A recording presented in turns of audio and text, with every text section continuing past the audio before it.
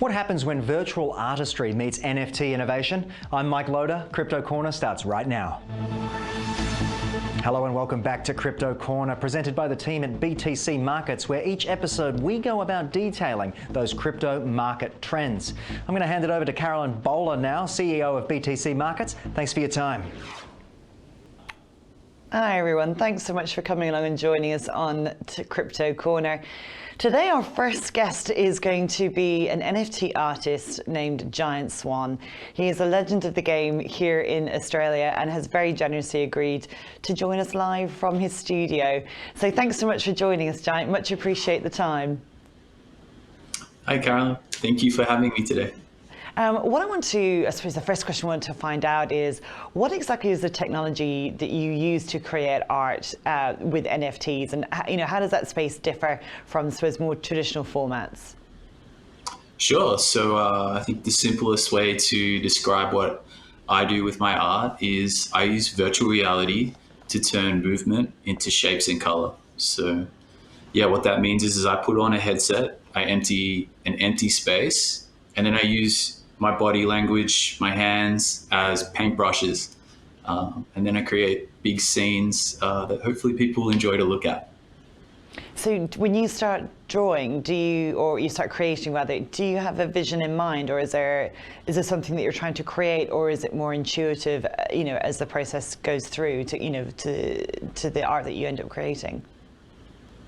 Yeah, I guess one of the privileges of making art as your job is experimenting with exactly that. I love getting into this empty space where all the rules of the world kind of don't count, and breaking that and seeing how far I can push myself or my audience. I like exploring ideas that inspire me and then seeing where that happens later. I think VR tools are a way to include an organic input. So I try to let the process be as organic as possible. And how was it that you first started? Like, what was your journey into NFTs per se as an art form? I guess arriving in the NFT scene really comes from a real simple idea, that is, how do I make something and give it to other people? So I have this kind of tragic existence of I create art in VR and no one can see it the way that I see it. So yeah, looking towards new technologies to provide an interactive art to an audience. That's how I arrived in the scene, and that was in 2019 now. And then, how have you seen the space evolve since 2019? In normal terms, in normal years, that's not a particularly long period of time. But with NFTs, you went through such a period of explosive growth. How has that journey been over the last few years for you? The journey has been an absolute rocket for my career in a lot of ways. It's been an opportunity to grow in ways you can't always anticipate. Any kind of career going along. There's no set path to be an artist. Every artist kind of operates in their own way. And yeah, coming into the NFT space early meant that I was bringing potential collectors their first exposure to my type of art. I think we were even calling it VR art before we were calling it 3D art, which is probably more aligned to what it is. Being nice and early has a fun privilege of getting to set new bars and experiment with things like royalties and all sorts of stuff. And you mentioned the collectors. Who are your collectors? Who is it that's out there purchasing your pieces of art? Oh my Lord. My collectors, one, they're all legends, and really an eclectic group of people. There are people that have come into the NFT scene from industries that are similar in the art industry and collecting. You see a lot of people that are involved and frustrated with the music scene and saw a way for creators to really level up their industry in a way that supports them a bit more directly. Patrons of art are very sneaky. They present in all sorts of walks of life. and then they'll never cease to surprise me too. They're also just everyday people as well. You never quite know who you're reaching out to through digital art. And just with that, you mentioned about the differences for people using NFT as a structure versus more traditional art, in particular with music, in particular around royalties. Can you share a little bit more about what those differences are for those of us who aren't quite as familiar with it? Yeah, sure. So the way smart contracts work, there are an endless potential of interactions between more than one person. So when I create a piece of art and it sells onwards, there's an opportunity to include the artist in their resale value, which isn't traditionally standardized. Most successful artists will find that their biggest competitor is themselves the longer their career goes on. So being able to include yourself in that progression and your own success is something that we were really proud of setting up early. And I think was a really good example of an industry that isn't native to crypto, but adopting it in a really thoughtful way. And just with that, actually, there are critics out there of NFTs as an art form, as a medium, I suppose, of an art form.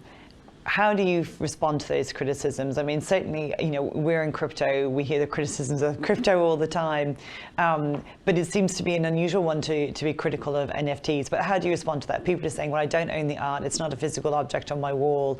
How do I know it has any value? Why would I be interested in collecting? How do you respond to that? I think the passion that those questions get asked with validates it as an art form. Anytime an artist does something that people have to ask questions about, I think that means that their job is done. I mean, there's a guy out there taping a banana to the wall and we can't stop talking about it. So in the NFT land, I think its pure existence is great. And I think the discussion that forms around it validates it even further. As an art movement, it's kind of undeniable that a culture was built around the space and then continued to grow and change. And I think that shows a really healthy art movement that's worth a look at. I mean, there are books being published about this space yearly now. Like, it's a very valid way to look at art. I think the experience of owning an NFT is where the real tension that those questions kind of come from. If you buy something, you want a tangible experience that you can share with others. That's why we buy nice things for our house. It's why we put things on our walls. So when people visit, they can look at it and enjoy it just as much as you do. So I think that's a real challenge for the NFT scene, is to facilitate that more, experiment more, and build that language. And just with that, if I can, there was obviously that recent controversy in the Australian art scene in Tasmania, in particular with the court case. Just with that, your thoughts on it, given the whole point being about if art is about creating those questions. What was your view on that court case? I think it was brilliant. Looking at the questions that art proposed and then the reaction from it, it's almost theatrical that it got as far as a court case. If that isn't part of the theater, then some guy's he's really fallen into what that art was about, and it's really shown. But if it's all like a whole thing, like if it's all orchestrated, then I think it's equally brilliant as well. Commentary is quite powerful especially when people react in such passionate ways. And I would agree wholeheartedly with that. It certainly seemed as though it was art imitating life, as the phrase goes. It was fascinating to watch, and I particularly enjoyed the reaction, the coordinator reaction going into that court case. And it was just a really great performance, as you say, to sit and watch and observe. But with that then, what's the Australian art scene like, in particular around NFTs, and who in the space are you, say, inspired by or particularly collegial with? So in the Australian space, I have this weird relationship with it. My studio is right across from ACMI, and I've probably got more no's from them than anyone else. In the Australian space, I've always struggled to fit in that I make this art that it's not street art, it's not painting. So from the digital world to suddenly put it as a local product, it's been an interesting journey. Places like Oshi Gallery exist here in Melbourne, just in Collingwood, and they get behind the arts in incredible ways that interpret it for people that are used to a traditional gallery experience. There are people up in Sydney, the Future Art team put digital art in the hands of these kind of more traditional spaces. I've been lucky to be involved with the MCA and the National Art School, who are very welcoming. If anything, over the years, I've learned that people are really willing to learn, and they want to adopt new forms of what NFTs are bringing.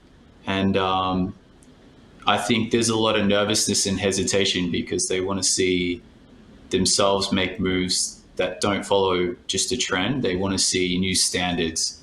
And authenticity is something I think everyone can relate to. So as a pathway to that, I think there's a lot of interest. There's just a little bit more education to go.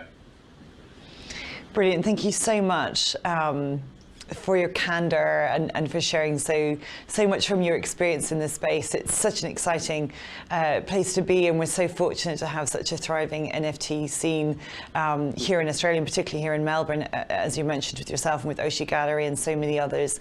So thank you so much for coming along and joining us today, Giant. And I'd like to also thank all of our audience for coming along as well, as we talked about NFTs here today on Crypto Corner. If you'd like any more information, please come along to btcmarkets.net for more information around NFTs, art and cryptocurrency. Thank you so much. You're watching Ticker. We'll have more in just a few minutes.